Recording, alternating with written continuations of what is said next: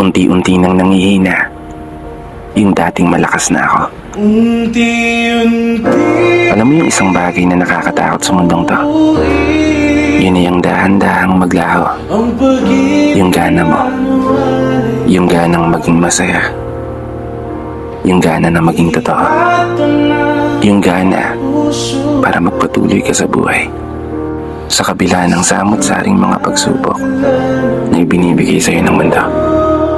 Gana na nagsisilbing gasolina para humakbang ang mga paa ng pasulong at nang makausad palayo.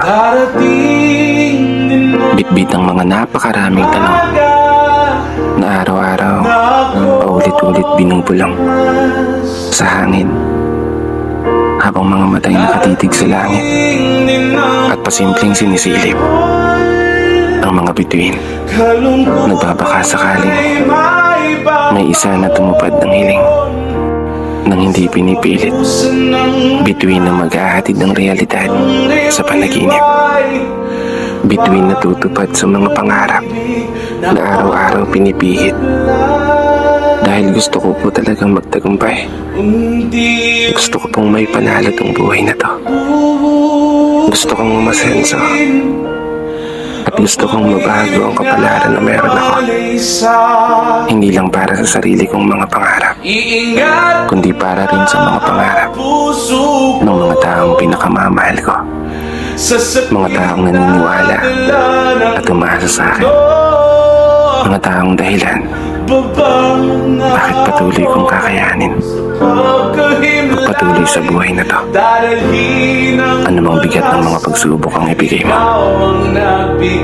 Pero tanging hiling ko lang, huwag niyo po sanang hayaang mawala ang gana ko. Yung ganang maging masaya. Yung ganang maging totoo.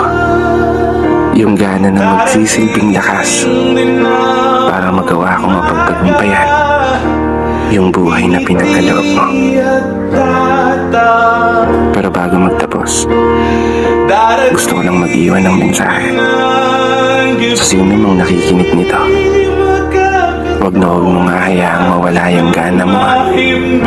Gaano man kabigat o kahirap yung mga problemang binibigay sa'yo ng mundo, palagi kang magpatuloy at maniwala na kaya mo.